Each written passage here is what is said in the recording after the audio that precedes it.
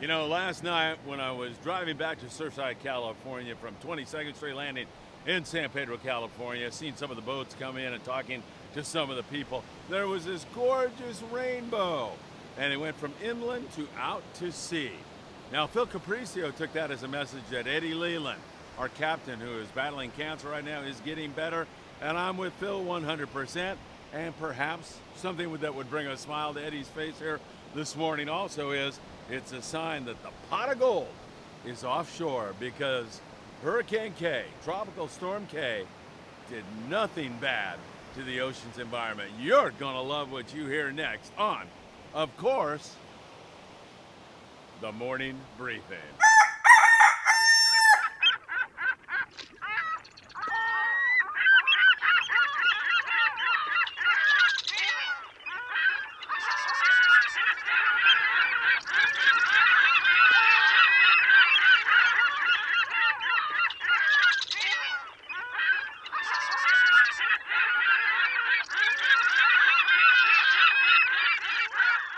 Thanks again for joining us for the morning briefing. I want to go back to the Bass Pro Shops podcast we did just the other day. That show will be available very, very soon, and we'll put it up for you so you can all enjoy it. But for the people that came out, and we had a huge turnout, and we're so grateful to you for taking time out of your busy day to come out to Bass Pro Shops. It was an extraordinary event. I want to thank Daiwa for providing so many great raffle prizes, Opsin Fluorocarbon, and of course, Bass Pro Shops. Kathy and Bob Miner did such a great job to make that event such a success. Tell you what, I can't wait to go back out there and do another one really, really soon.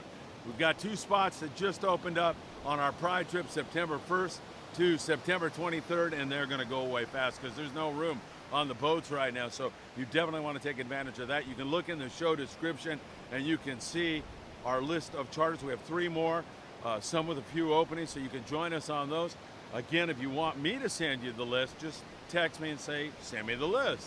And I'll do that, 657-227-6459, and I will get you that list ASAP. There's all kinds of crazy stuff going on. And for a change, I'm going to go up to Fort Bragg area where the Intrepid decided to go fish because of Hurricane K. They were out, and they were bouncing around. And they were saying, man, what do we do? Cut our long-range trip short, head into San Diego, or wait a minute, that Albacore up there around Fort Bragg, let's go give that a look.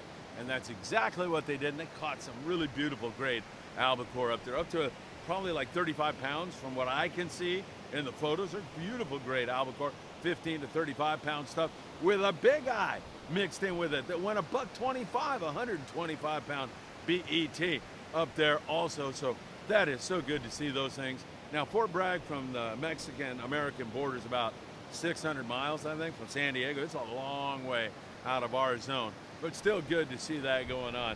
And I'm hoping that maybe we get a fall bite out of Morro Bay or something like that. That would be spectacular because there's so much crazy stuff going on that we're going to get into right now. And I mean, it is absolutely crazy. While we're on the subject of long range, Robert Peterson's on board the Royal Polaris and kicked his trip into gear with this big, beautiful bluefin tuna. The BFT still biting. The Hurricane did nothing. Maybe it enhanced it.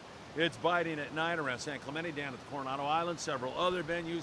Knife jigs working really well, 250 to 500 grams, depends on wind and current. That's what's getting you bit. And do not fish with a leader under 200 pounds. I like even 300, 400. I mean, those things have teeth and they can chew through, so keep that in mind. Don't forget also, speaking of the Royal Polaris, they were the ones who had 40 fish on 16-ounce torpedoes with assist hooks just the other day. Sam De La Torre over there at Island Fishing Tackle and I are going to show you how to rig those things up a little bit later on today. I believe we're going to do that, and I'll have that up for you also. Dave Galt is a private boater. He's up there fishing around the Intrepid, and Dave has been doing just great stuff up there. A couple days ago, he had 19 albacore. He said they were up to 35 pounds. Then the next day had 14. But Dave also had 2 Bigeye tuna in the 150-pound class. That is absolutely spectacular. Now, Brandon Cassar is an angler who fishes with us on a lot of our Friedman Adventures trips.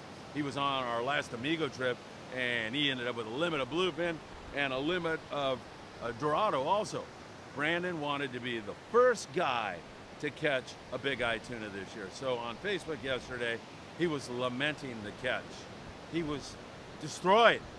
I mean, I was thinking about driving over to console him.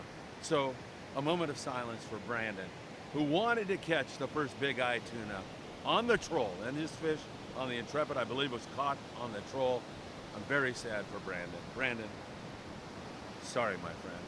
I mean, Brandon trolls on the San Diego Freeway for bigeye tuna. Everywhere he goes, he's trolling for bigeye. So this is a devastating blow to him, no question about it. Let's jump across the border and look at my Pongero friends there out of Ensenada. They're back on it, but they're also back onto something else. What did we say? What did we all think might enter into the picture here after this storm? Not wahoo, not yet, not blue or black marlin. That could be in our future. Yellowfin tuna. Pongeros down there are starting to hammer out some great catches on 15 to 60 pound YFT.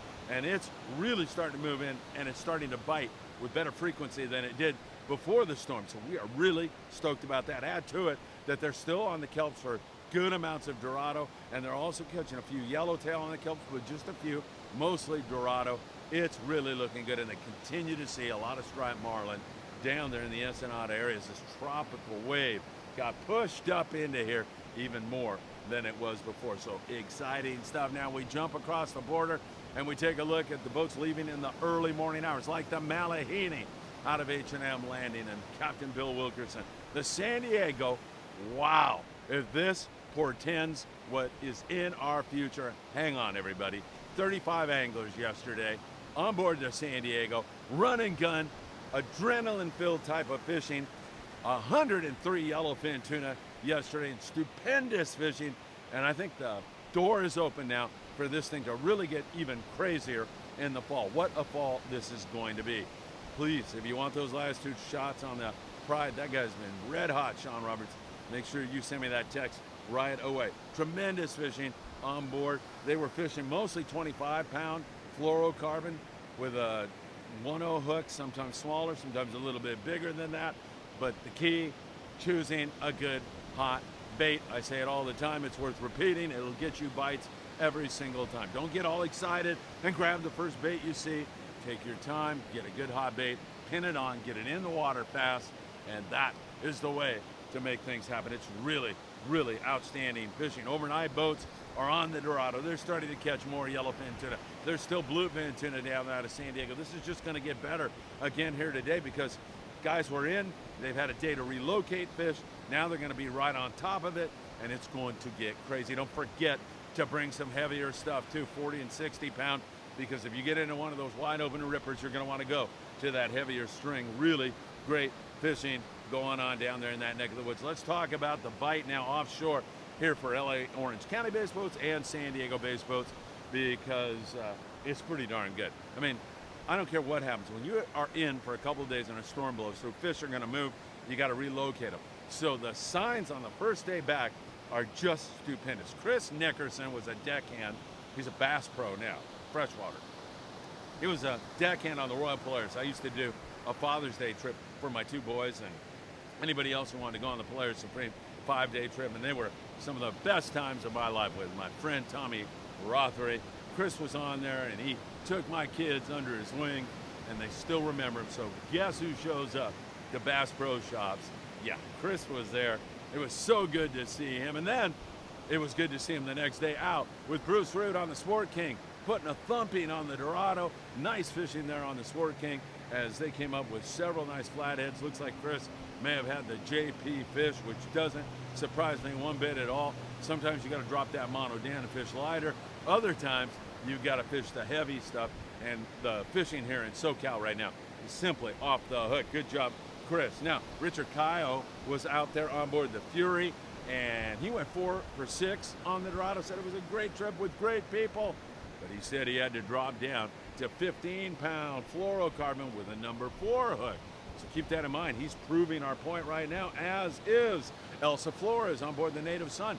Elsa said she was having a little bit of trouble, good fishing on the Native Son, but she had to drop down to 15-pound with a number 2 hook. So there you have it, a couple of different approaches in terms of hook size, but the common denominator, when it's tough, you get tough. Drop that mono down, fish fluorocarbon, choose a good hot bait, and you'll outfish everybody else if you do those little things. Michelle Ann Humphrey was on board the Thunderbird with a Jeff Price trip. I got to get Jeff on our podcast. There's just no doubt about it. He's so knowledgeable, such a great person. I just hear it over and over and over again. And I know there's so much I could learn from Jeff about fishing for bluefin tuna, and you along with me. So we got to get him out. But Michelle said, man, what a trip. I mean, the people were great. The Thunderbird is a magnificent platform to fish on. Got this big old fish, nice big bluefin tuna, not her personal best, but it was just the whole thing that made the trip so special. That's great to see. Dana Ward sport fishing yesterday, 171 on the Dorado. Now that's down to the previous scores, but two things are going on. We're relocating the fish, number one. Number two, they're still on that small anchovy. I should go like that. They're on that real small bait, that micro bait, and that is making it more difficult because they get keyed in on it. They've got it in their little puny brains to just feed on that. You throw a big sardine in the middle of it and they go, whoa, an alien. And they run over and start eating more of the chovy. As you know, they're gonna bite at times, as they did yesterday on board the Freedom. In fact, it looked like a disaster on the Freedom. Why? Tino Valentine just could not find a kelp. In fact, he didn't find a kelp all day long on the Freedom. And you know what? He didn't have to, because there was a massive area. When he found the warm water, he found the Dorado, massive area of just free swimming Dorado. He went into a 3-hour drift, I think it was, and ended up with 233 Dorado. That is one heck of a bite on the flatheads. First day back, man, Tino Valentine is the man. What a great score that was, no question about it. I am loving everything we are seeing. We are seeing nothing short of really great signal and sign right now as we continue to push in to uncharted territories. Are we going to see wahoo? Are we going to see blue marlin? Are we going to see an albacore run here later on because of that intrepid info up there? That's way, way, way to our north. So it is still dubious at this point in time that we get any albacore in northern Baja or SoCal, but who knows? Things are very volatile right now. Now, on the local scene yesterday, I got to take you to my friend Nick Ramirez. I don't know if there's a guy more enthusiastic about fishing than Nick. I spent some time with him, shot a video with him here recently with some family members. Nick finds peace and solitude in fishing, but he also likes to put the wood to him once in a while. And he's a great bass fisherman. He loves to get out and fish bass. He was on the Spitfire, and Nick went out and they were catching nice sand bass and calico bass. Had a really decent day on that until the white sea bass showed up. And while they were not big, the action was brisk. I mean, it was really, really good. Nick said that he hooked, he released 7 white sea bass. He broke off on 9 white sea bass. He kept 2 white sea bass. He said the boat broke off a bunch of fish also, and probably kept about 13 fish on board the Spitfire. What a day out of Marina Del Rey sport fishing on board the Spitfire for Nick and everybody else. Nick said, man, this is my trophy fish, and we are so happy for him. Hopefully, this is just another crazy thing that's going on, and maybe we'll see even more of it. There was a lot of fish, there were a lot of sea bass, and that is something that we might see more of here today. We'll watch that very, very closely for you. Now, as we move you down and start to look elsewhere, there's calico bass, sand bass, a little bit of barracuda here and there. Who knows? We might see some more sea bass in the Santa Monica Bay, and then up there in the Channel Islands, Cody on the Island Spirit, and Steve on board the California, which is the old Matt Walsh out of Ventura Sport Fishing. They're catching good rockfish with the occasional flurry of barracuda, calico bass, sand bass. Incidentally, we love Ventura Sport Fishing. 805-676-3474. Go on up there and fish on the old Matt Walsh, the California half-day boat, and you can have a lot of fun. And then surf fishing, pretty good. Good Corvina fishing. If you're fishing natural baits, sand crabs work great.